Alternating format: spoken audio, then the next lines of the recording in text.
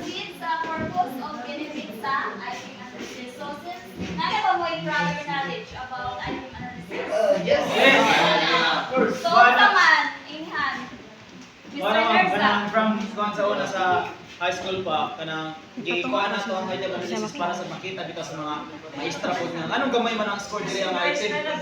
No, kay basta para ma-assess bitaw nila nga anong gamay man diri ang score ng anong gagmay man inyong halos wrong man ang mga estudyante na diri nga item kani nga question nga ano ka nga.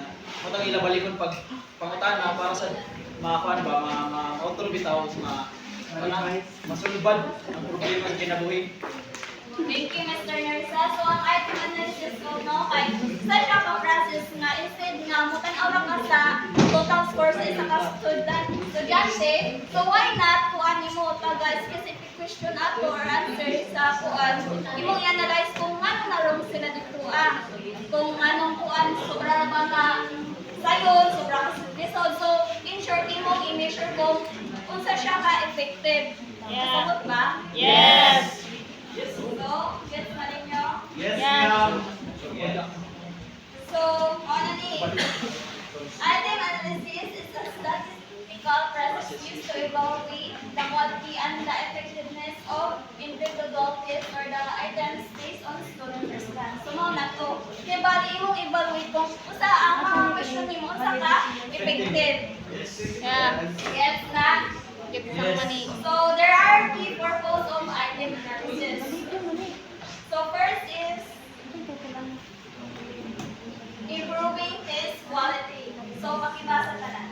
Helps identify and eliminate ambiguous, misleading, or flawed test items. So, di ba, for example, ka na sa multiple questions, dali ka na sa MCQ, ka na multiple choice, di ba? Ay, dapat isa raman dyan yung hindi na kuan, correct answer.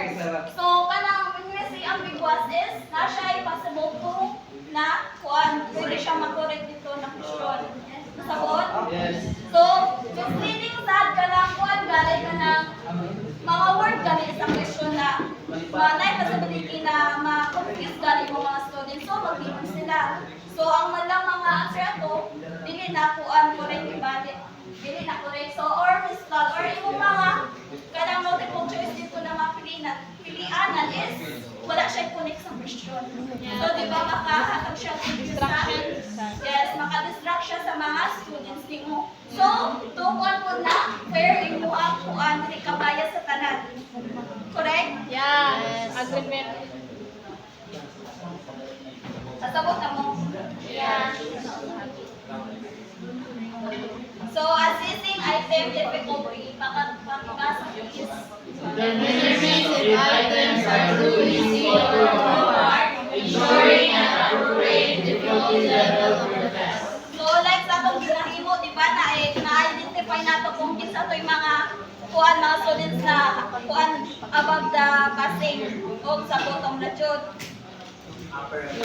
Yes, so dapat ang kuan appropriate level of difficulty level. So dapat kuan na siya balance na siya kibalance, di ba? So dili ko sayon, dili ko to hisod.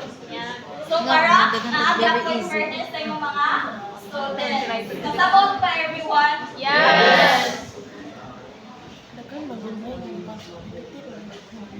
So measure yung discrimination power. So identifies how will specific questions differentiate between high-performing and low-performing students. So ano to, kung dira mo, isa siya makakuan kung mag-item analysis ka is, dira mo ma-determine na kana dahil na student is, nag-wonder siya, nag-above the conscious sa, above siya, nakuha na siya yung potential. Higher.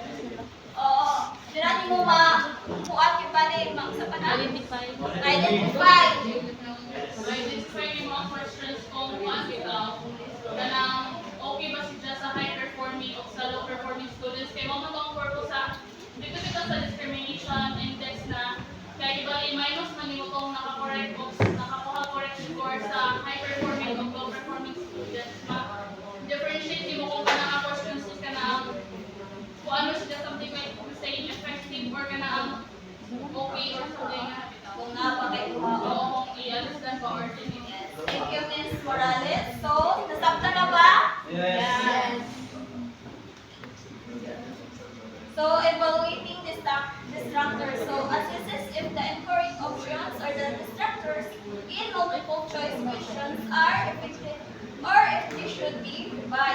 ba, kung ano din siya ka na noted din siya sa mga multiple choice na mga type of type of questionnaire. Yes. Nga na kay, di ba ka na mga wala nagtuon na mga students. Sorry. So di ba na siya ay possibility na kuan ka na dito ka matulong ka rin sa mga distractors na choices. Kay ikaw maglibog man ka ug ka na ibalik example. Basta kay mag-ibog to sa kuan ka na sa pana choices kung ikaw na student is wa jud na nimo gipupusan. Oo, Yeah. example mo ang exam bitaw yung sir sa orang nga dili mo maabuan. Dili mo mahibawan kung asa gud ang correct answer ato kay parehas sila correct. So dapat choice jud nimo ang kanang kanang high jud. Pilihan mo although na correct pero pilihan jud to nimo kanang pinaka na best. So pareha mo na di ba maglibog tago ko kanang for example ABC tapos dito sa D kay A and B. So di ba murag libog siya? Yeah. Pakuan mo. Supply.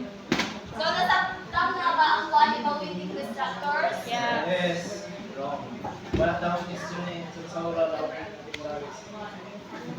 Guiding instruction. So it highlights specific content areas where students are struggling, allowing educators to adjust teaching methods. So di ba kay ma-analyze naman nato, may comment naman nato. So naanatay ko alam kung kana ba na mga question is kailangan pa na i-improve para mas kuan ang better ang kuan ng students na mental fairness.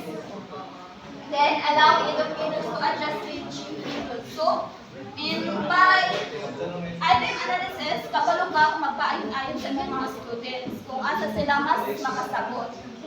Everyone kasagot? Yes. Pag? Opo. So, next is building question bank. So, validates item for future use.